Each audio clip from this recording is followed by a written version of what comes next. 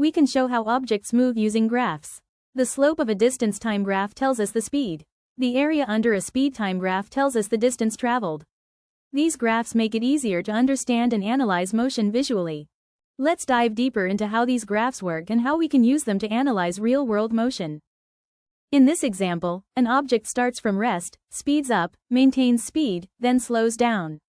We're asked to find distance for each section, observe changes in speed, calculate total distance, and draw a distance-time graph based on the data. We calculate each section by finding the area under the graph. The first 5 seconds form a triangle, so we use 1/2 times base times height. That gives us 50 meters. For the last 5 seconds, speed decreases, another triangle, again 50 meters. Now let's find the total distance. First triangle, 1/2 times 20 times 5 equals 50 meters. Rectangle, 10s at 20 meters per second equals 200 meters. Final triangle, another 50 meters. In total, the object moved 300 meters. Now, using this data, we can sketch a distance-time graph that matches the motion. Velocity tells us whether something is speeding up or slowing down. If the velocity is increasing, it's accelerating. If it's decreasing, it's decelerating. Linear velocity means constant speed in one direction, no acceleration at all. Relative velocity is about comparing motion between two things. Say a plane flies north at 300 km per hour, while the wind blows east at 120 km per hour. The real path of the plane is a combination of both.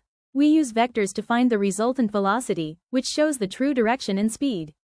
The first formula is v equals u plus at. This calculates final velocity when you know the initial velocity, acceleration, and time. The second formula, s equals 1/2 v plus u t. This gives displacement when you know the initial and final velocities and time. Next is s equals u plus 1/2 at squared. This formula finds displacement using initial velocity, acceleration, and time. And the last one, v squared equals u squared plus 2, as this connects velocity, acceleration, and displacement, without involving time. Imagine you're in a lift. It starts from rest, accelerates for 1.5 seconds, moves steadily for 7 seconds, and then slows to a stop in 3 seconds. We calculate velocity after acceleration using v equals u plus at, and deceleration in the last 3 seconds. This tells us how smooth and safe the lift motion is.